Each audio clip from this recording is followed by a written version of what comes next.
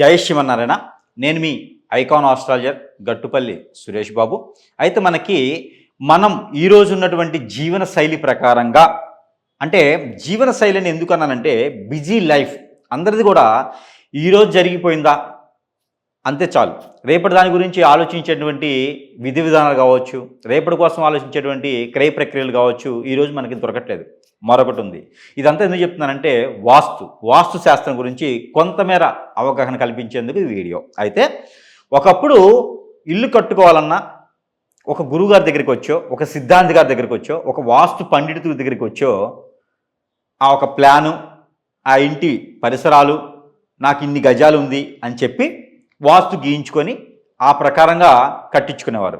ఈరోజు ఆర్కిటెక్చర్ అని చెప్పేసి కొన్ని సంస్థలు ఉన్నాయి, దానికి ఒక ఎగ్జాంపుల్స్ ఉన్నాయి, కొన్ని రకాల చదువుకునే దానికి ఉన్నదనమాట. వాళ్ళు కూడా చేస్తారు, కానీ వారు ఎలా చేస్తారంటే డిజైన్స్ చేస్తారు, వాస్తుని వారు చూడరు. వాస్తు చూడాలంటే ఆ విద్య తెలిసిన వారు మాత్రమే వాస్తు చూస్తారు. వాస్తు చూడటం అంటే ఏది ఎక్కడ ఉండాలనేది చూడటం, డిజైన్ చేయడం అనేది వారు విధానంగా చేస్తే మోడలింగ్, ఇది ఇక్కడ ఉంటే బాగుంటుంది అనేది వేరు. అది ఆర్కిటెక్చర్ చేస్తారు, ఇక్కడ ఉంటే బాగుంటుంది అని కన్వీనియంట్గా చేసేది. కానీ శాస్త్రీయ ప్రకారంగా చేసినటువంటి విద్యలు ఉంటాయి, వాటి ప్రకారంగా చేస్తే ఆ ఒక మనకి వాస్తు దేవుడు సంతోషిస్తారు. వాస్తు అనేది మనకి శంకుస్థాపన నుంచే మొదలవుతుంది. ఈ శంకుస్థాపన చేసేటప్పుడు కూడా మనకి భూమి మొత్తం మీద చూసినప్పుడు ఈశాన్యంలో చేస్తారు. ఈశాన్యంలో శంకుస్థాపన చేసేటప్పుడు ఎవరి పేరు మీద ఎంత ఆయుష్ పెట్టాలి, ఏ నక్షత్రంలో శంకుస్థాపన చేయాలి అనేది ఇరువురికి సంబంధించినటువంటి విషయం. అంటే భార్యాభర్తల నక్షత్రాలు తీసుకొని ఏ నక్షత్రంలో శంకుస్థాపన చేస్తే వారు దినదిన అభివృద్ధి అయ్యి తరతరాల పాటు ఇల్లు నుండి ఉండేలా ఉంటుందో ఆ విధమైనటువంటి విధానంగా ముహూర్తాలు పెట్టేటువంటి వారు గురువులు ఉంటారు. ఇక్కడ చేయించుకుంటే మీరు మీ తరం ఒకటే కాదు, తరతరాలకి కూడా తరగని చిరునామాలాగా అలా ఉండిపోతుంది మనం కట్టించేటువంటి గృహం. కాబట్టి మంచి గురువుగారి దగ్గర వాస్తు చూపించుకోండి. మీకు దగ్గర డబ్బు ఉండొచ్చు, ఏదైనా ఉండొచ్చు, కానీ ఆర్కిటెక్చర్ దగ్గర కేవలం మోడల్స్ మాత్రమే చేయించుకోండి. గురువుగారి దగ్గరే వాస్తు చూపించుకుంటే ఏది ఎక్కడ పెట్టాలో దాని ప్రకారంగా ఉంటుంది. ఇది పద్ధతి అయినటువంటి విషయం. అయితే మరొకటి ముఖ్యంగా 2-3 విషయాలు వాస్తు గురించి మాట్లాడుకుందాం. అందరికీ తెలిసిన విషయం ఏంటంటే మన ఇండియాలో, మన భారతదేశంలో భూమి అనేది ఉత్తర వైపున తక్కువ భాగం ఉంటుంది. అంటే తక్కువ భాగం అంటే ఉత్తర వైపున పల్లం ఉంటుంది, దక్షిణ వైపున కొంత ఎత్తుగా ఉంటుంది, ఆగ్నేయ మూలలో మరో కొంత ఉంటుంది. అలానే ఈ యొక్క తూర్పు వైపున సమానత్వం ఉంటుంది, పడమర వైపున సమానత్వానికి కొంత మెలకువగా ఉంటుంది. ఇలా ఉండేటువంటి భూతత్వం మన భారతదేశానికి ఉంటుంది. దానికి తగ్గట్టుగానే మన వాస్తు అనేది కట్టుకోవాలి మనం. అయితే ఈశాన్యంలో శంకుస్థాపన చేసేటువంటి విధానం కూడా అదే.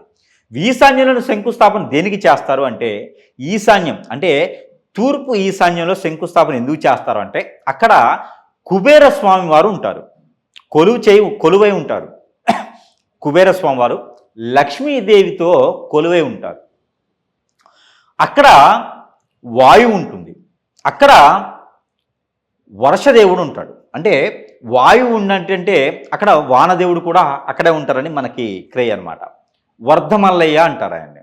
కొన్ని ఏరియాల్లో వర్ధమల్లయ్య అంటే శివుని యొక్క మరొక రూపమే వర్ధమల్లయ్య అంటారు. ఆయన కూడా మనకి ఈశాన్యం వైపు ఉంటారు. అందుకని ఈశాన్యంలో అన్ని రకాలుగా ఉంటాయి. అగ్ని ఉంటుంది, అట్లనే వాయువు ఉంటుంది, అట్లనే అన్ని రకాలుగా ఉంటుంది. కాబట్టే మనకి ఈశాన్యంలోనే ఆ ఒక శంకుస్థాపన సంబంధించినటువంటి గొయ్యి తీయటం అనేది జరుగుతూ ఉంటుంది. శంకుస్థాపన ఈశాన్యంలోనే దానికి చేస్తారు.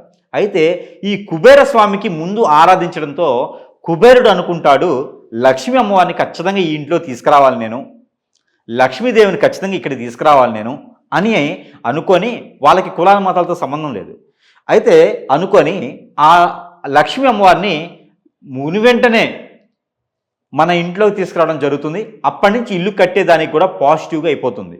అది ఒకటి పద్ధతి. అయితే తన తర్వాత విషయం ఏంటంటే కనుక మనకి ఆగ్నేయలో పొయ్యి పెట్టడం కానీ, ఒకప్పుడు పొయ్యిలు కట్టేవారు, ఈ రోజున స్టవ్లు పెట్టుకుంటా ఉన్నారు. కాబట్టి ఆగ్నేయం, తూర్పు ఆగ్నేయంలో మనము స్టవ్లు పెట్టుకుంటాం. ఆ స్టవ్ అనేది ఈ రోజున చున్నీ అని చెప్పేసి అని చాలా రకాలు వచ్చినాయి కాబట్టి పైన తగిలించుకుంటా ఉన్నారు. ఈరోజు కరెంటు పొయ్యిలు కావచ్చు, ఇంకా చాలా రకాలుగా ఉన్నాయి. గో గో ఏదో సంథింగ్ పొయ్యిలు చాలా ఉన్నాయి ఈ రోజున. అయితే ఏ పొయ్యి అయినా సరే ఆహారం వండుకునేదే కదా. దానికి మనం పెట్టేటువంటి స్టవ్, మనకు ఉన్నటువంటి వాలు, తూర్పు ఆగ్నేయంలో ఉన్నటువంటి వాలు, స్టవ్కి అరుగు మీద పొయ్యి పెడతాం. పొయ్యికి ఈ పొయ్యి మీద ఆ స్టవ్ ఏదైతే ఉందో ఈ స్టవ్కి వాల్కి మధ్యన చెయ్యి ఇలా పెట్టాలి. చెయ్యి ఇలా పెడితే ఆ చెయ్యి అనేది టచ్ అవ్వకూడదు. అంటే సుమారుగా ఒక 4 అంగుళాలు గ్యాప్ ఉండాలి. అలా కాకుండా ఈ యొక్క గోడకి గనక స్టవ్ ఆనుకుంది అంటే గనక ఖచ్చితంగా ఆ ఇంట్లో చిరాకులు పడి భార్యాభర్తల మధ్యన ఎడబాటు ఉండి పెళ్ళైన వారికి పిల్లలు కూడా పుట్టకుండా ఆర్థిక సమస్యలు వచ్చేటువంటి అవకాశాలు అయితే మెండుగా ఉన్నాయి. ఆ ఇంట్లో ఎక్కువ రోజులు నివసించలేరు. అనారోగ్య సమస్యలు కూడా వస్తాయి. అన్ని చికాకులతో కూడినటువంటి విషయాలే ఉంటాయి. ఆ ఇంట్లో ఎక్కువసేపు కూర్చోవాలనిపించదు, ప్రశాంతత ఉంటుంది, మైండ్ మనసు అన్ని చికాకులే ఉంటాయి. కాబట్టి ఆగ్నేయం ఈశాన్యం అయితే ముఖ్యంగా చూసుకోవాల్సినటువంటి క్రియలు ఇవి.